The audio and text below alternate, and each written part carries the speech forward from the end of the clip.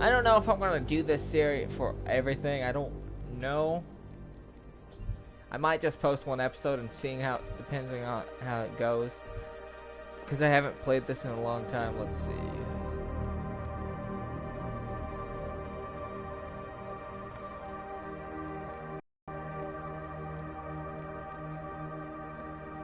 We're helping people improve their physical and mental abilities to an amazing degree. Damn. Provided, of course, they had enough money. A new breed of people was emerging. Half human, half machine. And in Detroit, at least, not everyone was happy to see it. I'd just landed a job as head of security at Sarif Industries, a cutting-edge biotech firm. David Sarif himself handpicked me for the job. Said he needed me to keep his people safe. My ex, Megan Reed, was one of them. Brilliant neuroscientist, Megan had found a way to make augmentation safe and affordable for everyone. All she had to do was present her research to Congress. But the night before her big meeting, my security measures failed. A team of Black Op mercenaries stormed into Sarif headquarters, massacring everyone in sight. 3 of the mercs were heavily augmented walking tanks. Their mission? Take out Megan and her team. I tried to stop them, but their leader tossed me through a plate glass wall. Yeah, he got. I remember that game. That first game, he got his ass kicked. Was Megan's dying scream. I should have died with her. Yeah, boom! Right in the kisser, folks. High-end military-grade enhancements saved my life. The best augmentation Sarif's money could buy. Took me half a year to get a feel for her. Should have taken longer. But 6 months into my recovery, Sarif Industries was attacked again. This time, by a radical group of pro-human purists. Violent, militant, and fanatically opposed to human augmentation. They claimed to be members of Humanity Front, a non-profit organization that wanted the UN to limit biotechnology research. The thugs broke into Sarif's factory and found machinists working overtime on a top-secret military augment called the Typhoon. Sarif sent me to retrieve it, and when I did, I found one of the so-called purists next to it, wired with cerebral implants, trying to download its classified specs. Obviously, something more was going on. Boom!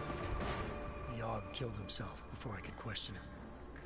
Sarif ordered me to dig deeper, so with the help of Frank Pritchard, Sarif's head of cybersecurity, I did.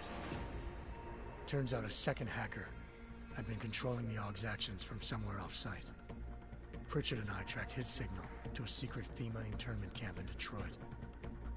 The Black Op mercenaries were there. The same mercs who'd left me for dead 6 months before. Figured they'd try again when they saw me. Wasn't so easy for them this time. I took out the tank named Barrett. Even got him to give me a new lead. A penthouse apartment in China. Of course, we both knew it would be a trap in the end. Explosion! That's what I call about suicide bombing. Hengsha Island, China. Home to a city so crowded, they had to build a second city on top of it. Trying to find clues in Hengsha wouldn't be easy. Lucky for me, I wasn't alone. Farida Malik, Sarif Industries' ace pilot, had lived in Hengsha before. A good person to have on your side. She knew enough about the place to get me around. Malik dropped me in the lower city, close to the penthouse Barrett had told me about. Bell Tower Associates, a private security firm under contract to the Chinese government, had agents tossing the suite when I arrived. Just not for the reason I'd been expecting. Turns out the man who lived there was a criminal hacker named Van Bruggen. The same hacker who'd been remotely controlling the AUG in Sarif's factory. Van Bruggen's panicked decision to force the man to commit suicide had been a mistake. Now his mercenary partners were gunning for him, and I needed to find him before they did. Locating Van Bruggen meant playing nice with the Triads, Hengsha's organized crime lords. They had the hacker holed up inside a low-rent capsule hotel. By the time I found him, Van Bruggen had no qualms giving up the woman who hired him. Zhao Yunru, president of the Tai Yong Medical Corporation. According to Van Bruggen, Zhao wanted to monopolize the augmentation industry, and had hired Black Op mercenaries to destabilize her competition. Seraph Industries was at the top of her list. To prove this, I needed to get inside TYM and grab a surveillance hologram off a server. I suspected Van Bruggen was hiding something when he told me this, but nothing could have prepared me for what I saw. Megan wasn't dead. She and her 4 Vest researchers had been kidnapped, spirited away somewhere while their kidnappers made it look like they were dead. Desperate to learn more, I confronted Zhao in her penthouse. She claimed to be a pawn in a bigger plan, and hinted at a group so powerful it controlled global interests at a whim.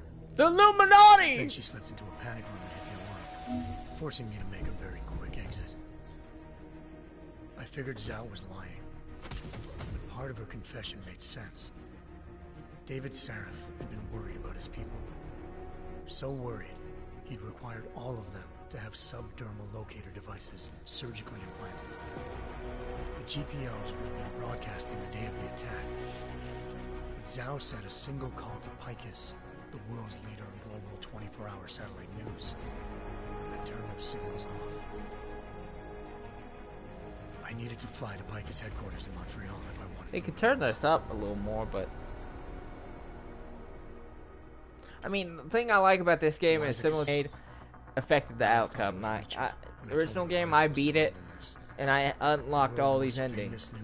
Like if you save that terrorist from the first part, he would help you. If you did this, that, and that, you would get the good ending. The bad ending was a war between the humans and cybernetics. I suspected she wanted to say more, but Black Op mercenaries showed up, looking to shut us both down. And just like that, Cool thing about this game is that it allows. I just hope that they've upgraded the system to where even if you beat it, you can restart with your upgrades, thus allowing for your augmentations and things to go better. Track Eliza's transmission to a secret server room underneath the Picus complex, then jumped me from behind. A deadly fight ensued. I made sure she never moved silently again. With Fedorova down and no one left to keep Eliza quiet, she reappeared. Turns out Picus's first lady of news wasn't a lady at all. She was a sophisticated AI program, engineered to monitor data streams and control what people believed.